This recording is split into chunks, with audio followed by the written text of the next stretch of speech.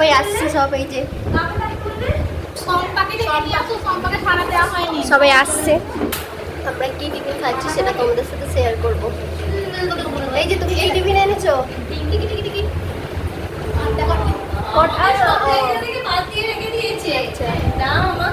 এই যে আমাদের প্রিয়াঙ্কা দি দেখো উপস্থিত দিচ্ছে, প্রেজেন্ট আছি।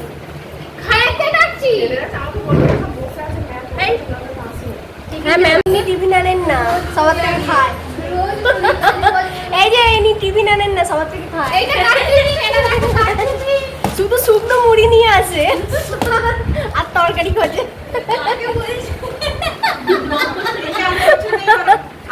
কি টিফিন এনেছো?